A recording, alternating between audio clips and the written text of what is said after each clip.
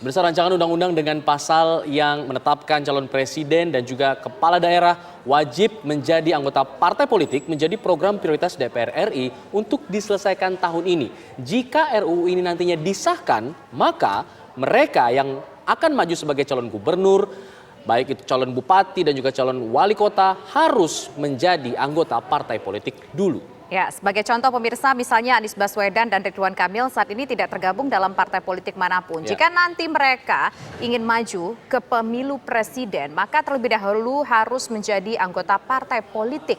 Nah, apakah RUU ini akan menjadi penyaring calon-calon pemimpin yang lebih berkualitas atau justru sebaliknya pemirsa?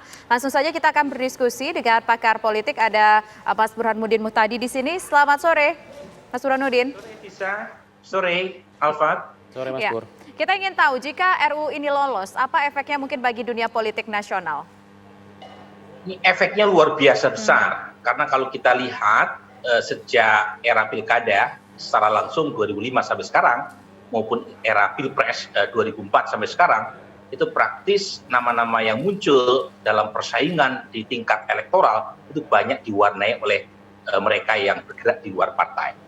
Jadi saya sebut bahwa munculnya klausul terkait dengan wajibnya calon yang bertanding dalam pilpres maupun pilkada harus menjadi anggota partai politik, itu bagian dari buruk muka cermin dibelah.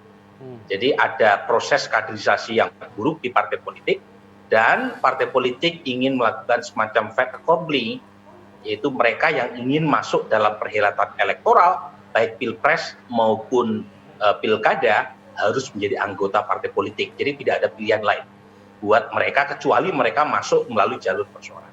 Baik, kalau tadi disebutnya buruk muka cermin dibelah, lalu urgensinya apa nih kalau begini gitu?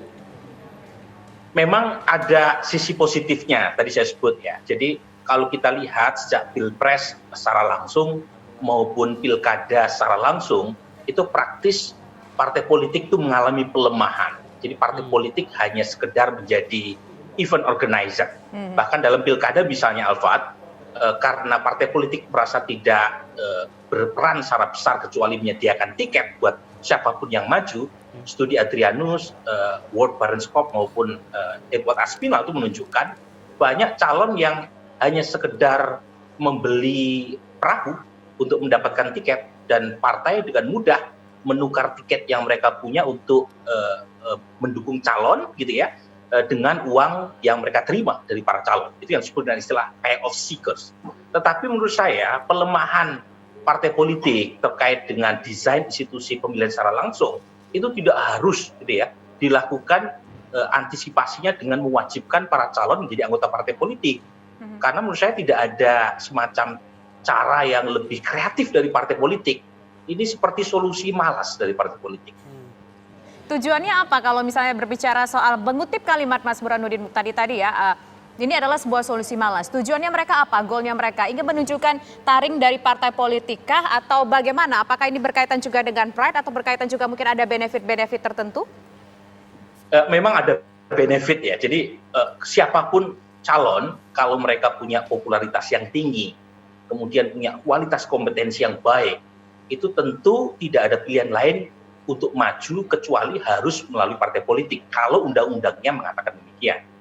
Jadi sepertinya para calon ini dipaksa di fait accompli untuk menjadi bagian dari partai politik, dan ini bisa menjadi penghambat buat munculnya calon yang berkualitas di sana. Karena kita tahu banyak calon yang berkualitas yang justru males masuk partai politik, karena mereka tahu partai politik selama ini tidak memberikan insentif buat meritokrasi. Jadi banyak calon yang melihat partai politik tidak memberikan pendidikan yang baik. Jadi like and dislike begitu kuat. Nah, saat yang sama kalau ada kewajiban menjadi bagian dari partai politik kalau pengen maju, itu kan di fait accompli. Menjadi problematik kalau gitu ya. Kalau misalnya tidak diturunkan ambang batas presidensial threshold atau ambang batas calon kepala daerah. Sekarang 20% sampai 25%. Nah, kalau misalnya partai tempat mereka atau para calon itu berlaku menjadi anggota, tetapi partainya tidak cukup untuk memenuhi presidensial threshold, kemudian ambang batas pencalon kepala daerah juga tidak diturunkan. Pertanyaannya, apakah calon harus masuk semua partai yang mendukungnya sebagai calon? Kan nggak mungkin. Oke. Pada ujungnya akan beli perahu lagi, beli uang mahar. Jadi misalnya untuk maju sebagai capres di 2024, mau Anies Baswedan atau mau Ridwan Kamil, itu butuh partai. Partainya ternyata harus koalisi untuk dapat 20%. Nah, sementara mereka harus memilih salah satu partai saja untuk jadi anggota. Pertanyaannya, partai lain yang mendukung pencalonan orang seperti Anies atau orang seperti Ridwan Kamil dapat apa?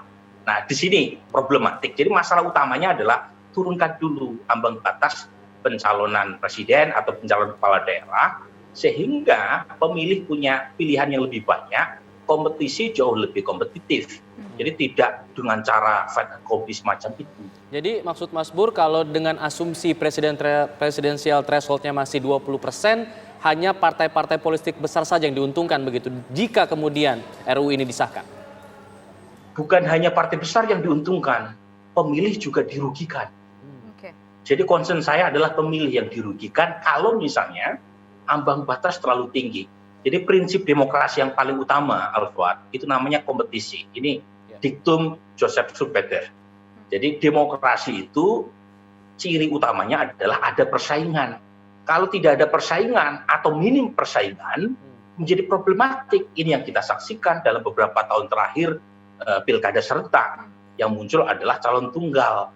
Nah, kalau misalnya ini masih terjadi pencalonan terlalu tinggi untuk bisa maju di pilpres atau di pilkada, saat yang sama pemilih di fait accompli untuk memilih syukur-syukur lebih dari satu. Kalau kemudian cuma satu paslon yang maju, itu kan seperti menyalahi prinsip demokrasi yang paling dasar tadi. Oke. Jadi prinsip demokrasi itu bisa manusia lawan manusia, bukan manusia lawan kotak kosong. Oke, Mas Burhanuddin Muhtadi, dari sudut pandang keilmuan Anda, analisis Anda, yang mana yang paling urgent untuk dihilangkan di antara dua isu? Oke, kita sekarang sore hari ini berbicara soal bahwa capres ataupun calon kepala daerah harus dari partai politik. Tadi kita menangkap berbincang di sini, tampaknya Mas Burhanuddin tadi tidak setuju dengan adanya RUU tersebut. Tapi mana yang paling urgent? Menghapuskan parliamentary threshold atau membatalkan soal RUU yang ada poinnya bahwa haruslah dari partai politik? Yang menurut saya paling urgent adalah syukur-syukur presidensial threshold dihapuskan. Alasan saya sederhana. Presidensial threshold itu bertentangan dengan sistem presidensial. Dalam sistem presidensial, calon presiden itu mendapatkan mandat secara langsung oleh rakyat. Jadi ada keterpisahan antara parlemen dengan presiden. Dua-duanya dipilih oleh rakyat secara langsung. Jadi seharusnya untuk maju sebagai capres tidak perlu mendapatkan persyaratan dari kursi di DPR. Itu dua hal yang terpisah. Itu ya. Tapi kan tidak ini apa-apa kalau seperti masuk partai politik ya Mas ya. Tapi tidak apa-apa kalau wajib masuk partai politik ya. Kalau saya itu bukan itu tidak urgent Tisa. Ya. Jadi menjadi bagian dari partai politik itu tidak urgent. Yang urgent adalah presidensial threshold dihapuskan, syukur-syukur diturunkan, atau yang kedua untuk tingkat pilkada, pencalonan kepala daerah itu ambang batasnya juga diturunkan, jangan terlalu tinggi. Kalau terlalu tinggi terjadi oligarki partai politik dan masyarakat di fait accompli karena mereka nggak punya pilihan lain kecuali calon yang di-endorse oleh partai politik. Padahal kenyataannya banyak putra-putri terbaik kita yang berasal dari luar partai. Baik. Jadi partai politik harus melakukan introspeksi supaya lebih menarik, supaya lebih atraktif buat mereka yang berkualitas di luar masuk ke dalam partai politik tanpa harus memfight accompli mereka untuk menjadi bagian atau kader partai. Baik, terima kasih Mas Bur. Semoga anggota Dewan sebagai wakil rakyat benar-benar mendengarkan suara rakyat dan memberikan keputusan terbaik berkenaan dengan RUU pemilu ini. Terima kasih Mas Burhanuddin Muhtadi sudah bergabung bersama kami di Kabar Petang. Selamat sore, Assalamualaikum.